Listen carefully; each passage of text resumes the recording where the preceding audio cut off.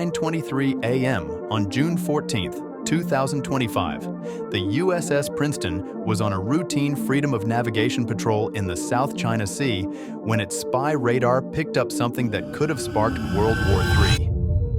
A Chinese Type 052D destroyer, 200 kilometers away, suddenly accelerated from 18 to 30 knots in just 90 seconds. What the Americans didn't know was that the Zhangchong's captain had just received orders from Beijing to intercept and force the Americans to blink first. But Beijing was about to learn why challenging the US Navy in open waters was a huge mistake. The Nimitz Carrier Strike Group, doing what American sailors have done for 75 years, keeping the world's busiest sea lanes open for trade, was 180 nautical miles from the nearest Chinese territory. In international waters where $3.4 trillion in trade moves effortlessly. Their mission? A clear display of freedom of navigation, predictable, transparent, and professional conduct that sets real navies apart from floating militias. At 9:26, the target classification was complete. The radar operators had positively identified a Chinese Type 052D destroyer with a threat level rated moderate to high. Inside the Princeton's Combat Information Center, the tactical action officer observed the Chinese destroyer's path with the calm assurance of someone who knew their ship had 122 vertical launch cells packed with enough firepower to turn any Chinese vessel into scrap. The spy radar, the world's most advanced naval sensor, painted a picture so sharp you could spot every detail of the enemy ship. At its current speed, the Chinese destroyer would reach weapons range in exactly 17 minutes. The math was chilling for the Chinese. Their YJ-18 anti-ship missiles could close the gap in under 4 minutes, but the Princeton's SM-6s in surface mode could strike back from 240 nautical miles away and swat them like flies. Before we continue, hit subscribe to catch the intense showdown between China and the US Navy. At 9:29, the captain asked about the Chinese ship's intent. The answer was clear. At its current speed, it would be within weapons range in 14 minutes. The recommendation was to go to general quarters, but the captain, full of American confidence, simply said, "Let's see how badly they want to embarrass themselves." Even if they could get there safely. The South China Sea was teeming with 46 commercial vessels within 50 miles, all relying on the US Navy to ensure safe passage. A Singaporean container ship full of semiconductors, a South Korean LNG tanker worth $200 million, all at risk if Beijing tried to claim these international waters. But for that, they'd need to actually defeat the US Navy, something that hasn't happened, ever. At 9:30, the Princeton's cooperative engagement system shared the threat data across the strike group. The Nimitz, 104,600 tons of floating American power with 90 advanced aircraft, adjusted flight operations with Swiss precision. The destroyers Chunghun and Kidd moved into position around the carrier, ready to turn any Chinese attack into a one-way trip to the bottom. At 9:35, things went from tense to dangerous. The E-2D Hawkeye, orbiting at 25,000 feet, spotted multiple J-15 fighters launching from the Chinese carrier Shandong, climbing south as if they stood a chance. But the controllers quickly noticed the J-15 struggling for altitude, likely due to fuel issues from the ski jump launch system. Then, sonar operators picked up a submerged contact 80 nautical miles out, a Type 039 submarine, making so much noise it sounded like a freight train. Any competent crew would have been embarrassed. The Chinese weren't just being aggressive, they were running a multi-domain intimidation campaign with outdated equipment. Ships from the 1990s, carrier aircraft unable to carry full weapons loads, and submarines so loud they practically announced their position on AM radio. It was textbook bullying, the kind that only works if your target is weak or scared. But Beijing had chosen the wrong navy in the wrong ocean. The US Navy had dominated blue water operations since 1914, and these Chinese forces were about to learn why. By 9:37, the USS Nimitz's flight deck erupted into the kind of controlled chaos only American carriers can master. FA-18. E. Super Hornets from BFA-14. Top hatters shot off the catapults at 45-second intervals, a precision ballet Chinese carriers could only dream of. Steam poured from the catapults as American naval aviation flexed its muscle.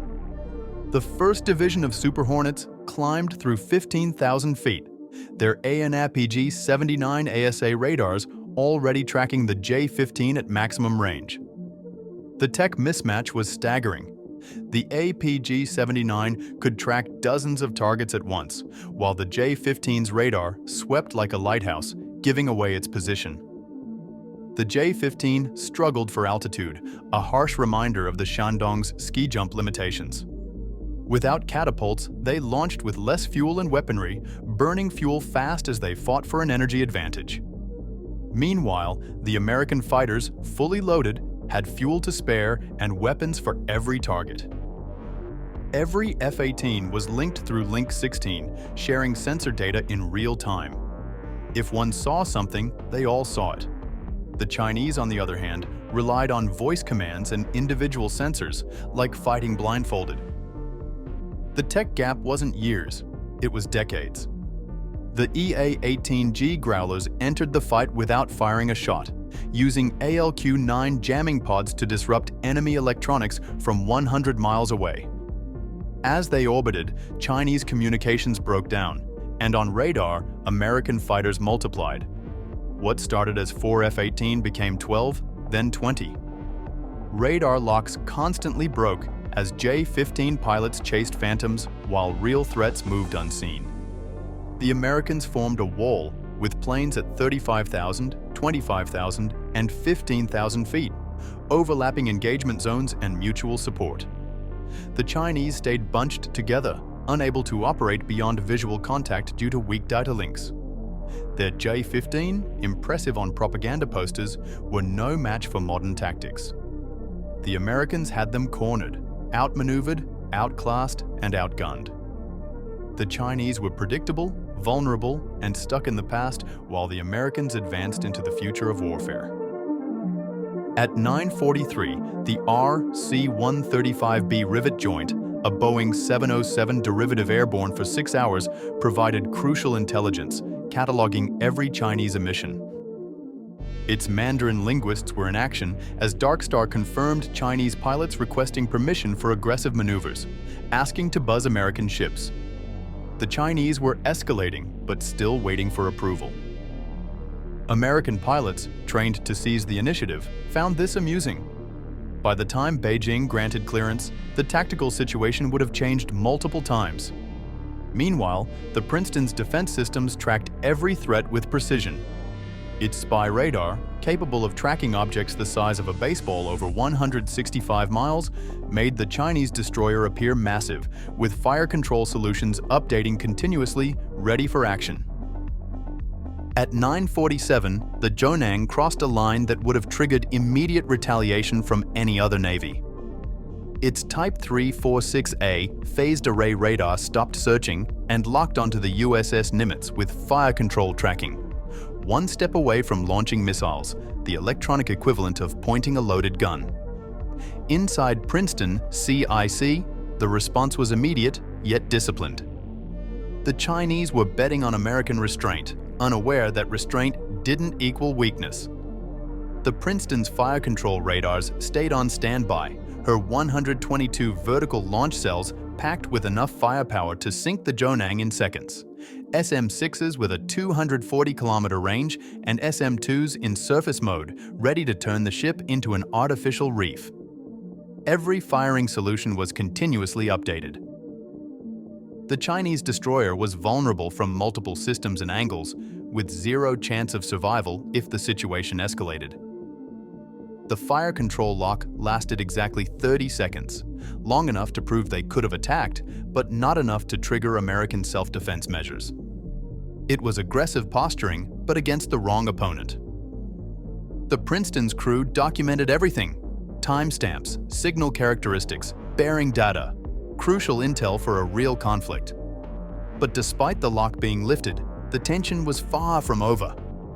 In the air, a reckless J-15 pilot broke formation and dove toward an F-18, executing what fighter pilots call a thump, an aggressive close pass meant to intimidate. The American pilot, trained at Top Gun, wasn't fazed. He simply rolled inverted and slid into the J-15's 6 o'clock position.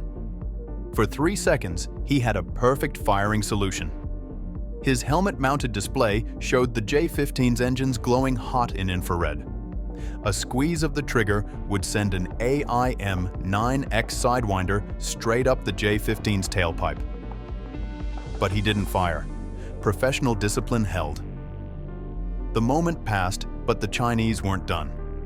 At 9:51, the Chinese Type 039 diesel-electric submarine, using layer depth to mask its approach, made a critical mistake, raising its snorkel to recharge batteries. The Princeton sonar suite picked up the noise like a freight train. The submarine captain either didn't know or didn't care that the Princeton had been tracking him for over an hour. The ship had his acoustic signature cataloged, his position locked to within meters. If this escalated, the submarine had about 12 seconds to reconsider his life choices before an ASROC missile turned him into fish food. The tactical picture was a textbook example of how not to conduct naval operations. The Chinese forces had trapped themselves, a carrier to the northwest, a destroyer to the west, and a submarine to the southwest.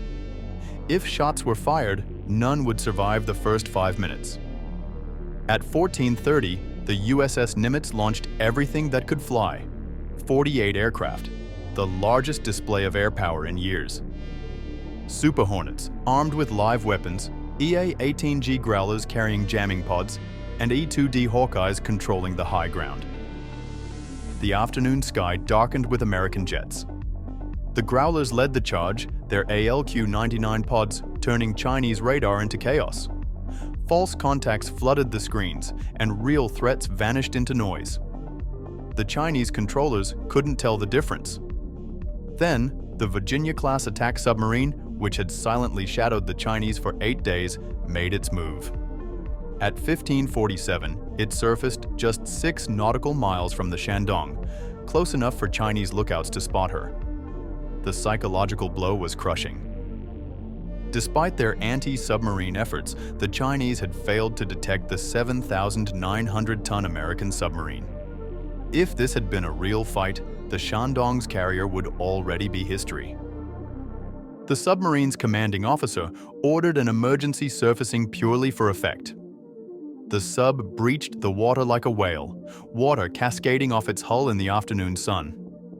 Chinese photographers captured the perfect shots of American dominance. After 90 seconds, enough time to be seen and reported, it slid back beneath the waves. The message was clear: America owned the undersea domain.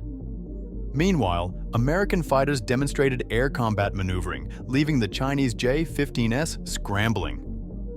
Low on fuel from their ski jump launches and hard climbs, the Chinese fighters couldn't match the Americans' turns. Each engagement ended the same. American fighters in firing position, Chinese pilots defensive and burning fuel. One by one, the Chinese fighters retreated, heading back to the Shandong with nearly empty tanks. Their combat endurance had been drained in futile attempts to match American prowess. They landed on emergency fuel, with some likely seeing the bingo light for the first time. By 1623, the Shandong strike group began withdrawing. Official Chinese communications claimed they'd completed exercises, but everyone knew the truth. They'd come to intimidate and claim waters that weren't theirs. Instead, they got a lesson in why the South China Sea is America's 6th Great Lake. Enjoyed the story? Drop your thoughts below and hit that like and subscribe button to stay tuned for more thrilling showdowns and behind-the-scenes action.